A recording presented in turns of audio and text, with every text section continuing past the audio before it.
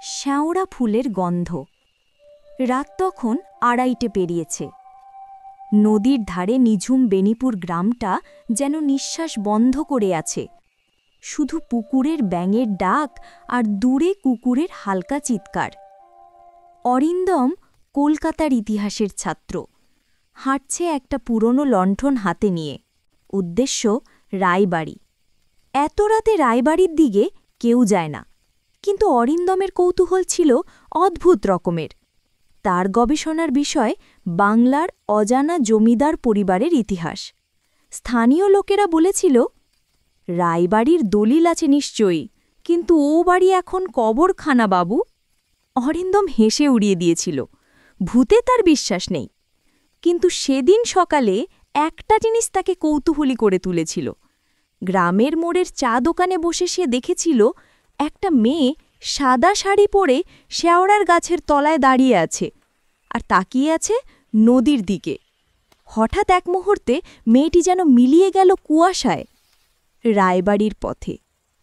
রায়বাড়ির দিকে যাওয়ার পথটা সরু, দুপাশে ঝোপঝাড়, পুরনো আম গাছ আর মাঝে মাঝে নদীর জলরাশি দেখা যায়।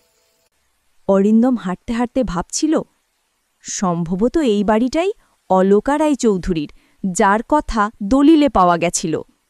দলিলে দেখাছিল ১৯৩২ সালে এক জমিদার রানী অলকা দেবী নিজের বিয়ের আগের রাতে নদীতে ঝাঁপ দিয়ে প্রাণ দেয়। কারণ জানা যায়নি।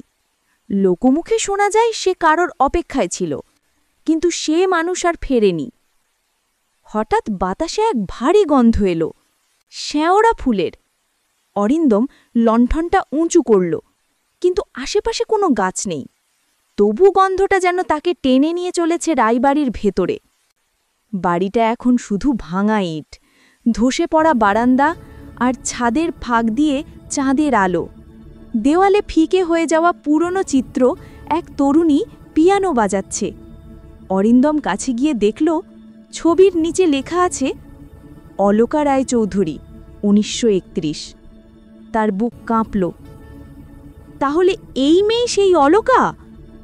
এমন সময় পিয়ানোর দিক থেকে একটা শব্দ এলো, প্রথমে টুংটুং করে, তারপর ধীরে ধীরে একটা করুণ সুর।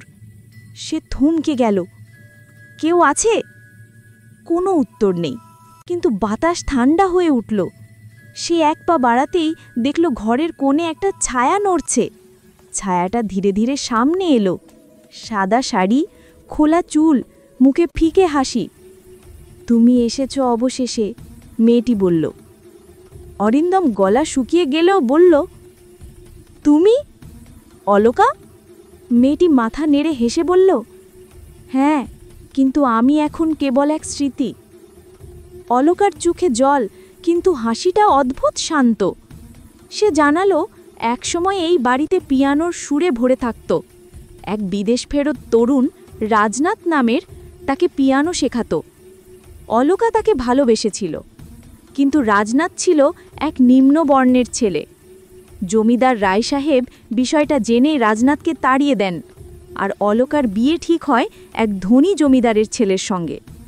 সেই বিয়ের আগের রাতে নদীর ধারে অলকা রাজনাথের অপেক্ষায় ছিল। সে প্রতিশ্রুতি দিয়েছিল, যদি না আসি তবে শ্যাওড়ার গন্ধে আমাকে চিনবে। রাজনাথ আসেনি। অলকা সেদিন নদীতে ঝাঁপ দেয়। অরিন্দমের মনে এক ঝলক এলো, এই কোথায় যেন এই দৃশ্য সে দেখেছে। সে কেঁপে উঠে বলল, রাজনাথ নামটা কোথায় শুনেছি? অলকা কাছে এসে মৃদুস্বরে বলল, তুমিই তো রাজনাথ, তুমি আবার ফিরে এসেছ প্রতিশ্রুতি রাখতে। অরিন্দমের মাথা ঘুরে গেল, চোখের সামনে সব ধোঁয়াটে। পিয়ানোর সুর আবার শুরু হলো, এবার আরও জোরে। দেওয়ালে ঝোলানো ছবিটা থেকে ধীরে ধীরে রক্ত ঝরছে। বাতাসে শ্যাওড়ার গন্ধ এত ঘন হয়ে উঠল যে সে শ্বাস নিতে পারছে না।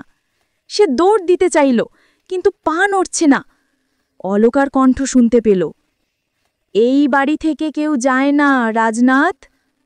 চোখের সামনে হঠাৎ সে দেখল নদীর পাড়, পূর্ণিমার আলো, আর সে নিজেই দাঁড়িয়ে আছে অলকার পাশে, পিয়ানো হাতে নয়, বরং হাত ধরে নদীর দিকে হাঁটছে। এক মুহূর্তে অন্ধকার, পরের দিন সকালে গ্রামের মানুষজন রায়বাড়ির সামনে জমে গেল। অরিন্দমকে পাওয়া গেল পিয়ানোর পাশে অচেতন অবস্থায়, মুখে হালকা হাসি, চোখ খোলা, কিন্তু কিছু বলে না। তার চারপাশে ছড়িয়ে আছে শুকনো শ্যাওড়া ফুল, কিন্তু আশ্চর্যের বিষয়, গ্রামের কেউই জানে না রায়বাড়ির আশেপাশে শ্যাওড়ার গাছ নেই। চিকিৎসক এলেন, বললেন মানসিক আঘাত, ভয় পেয়ে গেছে। কিন্তু গ্রামের বুড়োরা বলল, না, ওর মধ্যে অলকার আত্মা ঢুকে গেছে। অরিন্দম আর কখনো গ্রাম ছাড়েনি।